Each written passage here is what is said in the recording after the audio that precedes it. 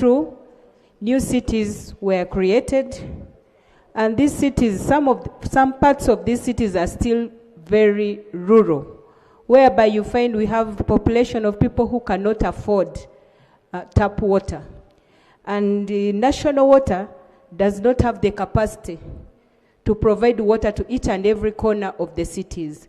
So we find most of the areas do not have water, and yet our cities are not receiving water money for water grant, which has become a challenge, leaving most of the people without water. And sometimes we find ourselves we have to go now and sink boreholes and also repair them. So my prayer, Mr. Speaker, sir, is that Ministry of Water should consider providing money for water grant to the newly created cities. Secondly, Mr. Speaker, sir, is about the scale-up program. When this program was launched, almost each and every district and city was allocated a number of connections.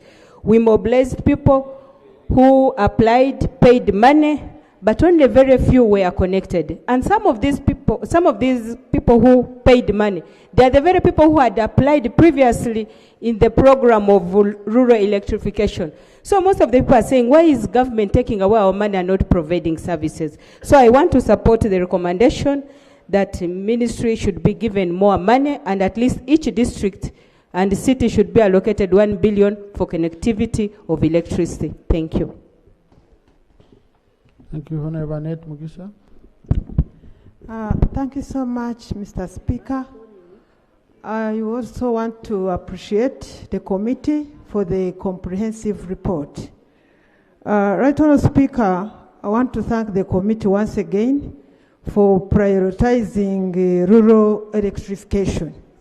However, I have a concern. Number one, I would like to know the plans the ministry has to survey and do the mapping of all villages in the whole country, Right Honorable Speaker. Right Honorable Speaker, if this one is not done, then the Ugandans will not be sure that the government of Uganda is planning for them to get power. Right Honorable Speaker, I've traversed the whole of Bushenyi district. I have looked at all the villages. There are many villages that are not surveyed, and those villages that are connected to power, some homesteads have power, and in the same village, half of the village has no power. And yet when you go to the system, you find that that village is taken as a village that has power. So there is a very big problem, which I want to request the colleagues that since it is budgeting time, why can't we allocate funds to the ministry to do the survey in the whole country? Because according to me, that is basic. We become proactive so that when the money is available, we know where to start and where to begin. Right Honorable Speaker, some members of parliament have started doing that job. But for me, I think it is not sustainable. Let's know those villages that are connected to the grid and those that are not connected to the grid. And there we shall be able to move from one level to another. Thank you so much, Right Honorable Speaker. Thank you, Dr. Tahigwa. Thank you very much, Right Honorable Speaker. I also want to thank the committee for their good report. But Right Honorable Speaker, I have the following concerns. There was a recommendation for 75 billion for the completion of the unfinished works for electricity connection, especially in areas where there are poles that are standing, that are actually being destroyed.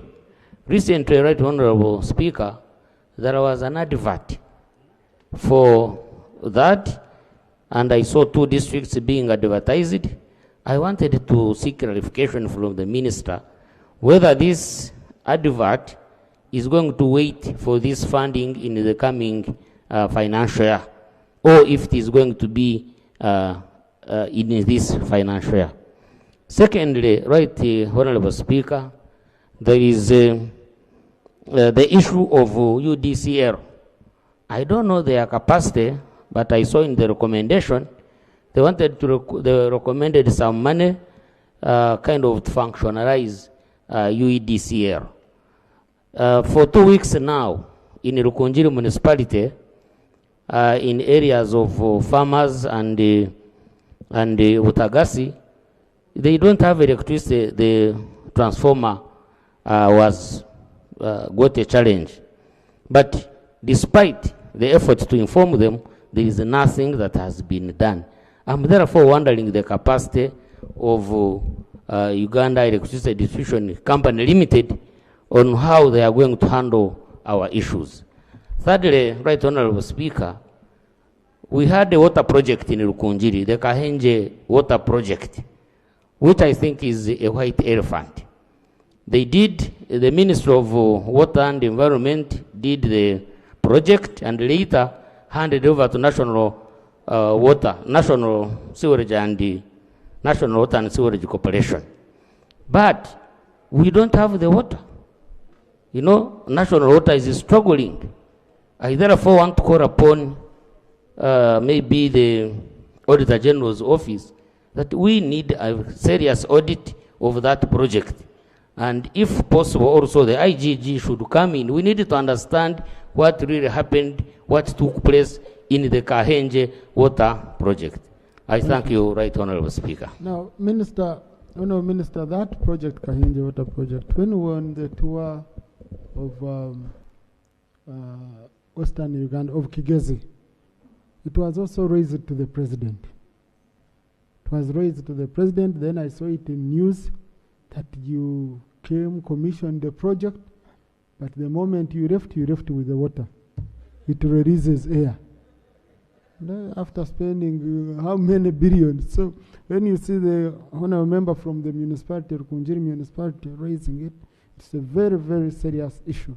How do you commission a project and then you come, you pump, it comes out, then when you go, it dries up. Well, did you connect water by Bluetooth to make it release water for commissioning, and then now network is not connected?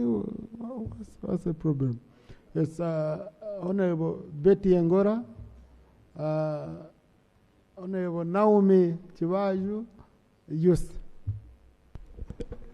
Thank you very much, Right Honorable Speaker.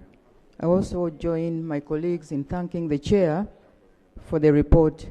I have two issues, Right Honorable Speaker. One is on power. I emphasize that power connection should be connected to the rural areas. These days we have centers, trading centers that are very busy. The young people are into welding. The young women are also doing tailoring. Now tailoring, they want to do designs, and the machines they have can't do that. So we need power. Where there are poles, there are no transformers. We need that fixed, Right Honorable Speaker. Two, and lastly, is on one water source per village. One water source per village is not adequate. This is my comment, Right Honorable Speaker. And it is my appeal to His Excellency, the President of Uganda, that come 2026, when he's back into office, as he's a good planner, can he plan for 2 water sources per village? Because we have women, children in those villages. And I know very well our population of Uganda is growing. So we need that planning. Now to the Minister, some of us are really carrying heavy burden, repairing boreholes every month, and it is taking a toll on us. Sometimes in a month, you have to do 10 boreholes. Please, you have to respond to that. I thank you, Right Honorable Speaker. Thank you, Honorable Chibaju. Honorable Agnes Chiraba. Thank you, Right Honorable Speaker, for the opportunity I also want to appreciate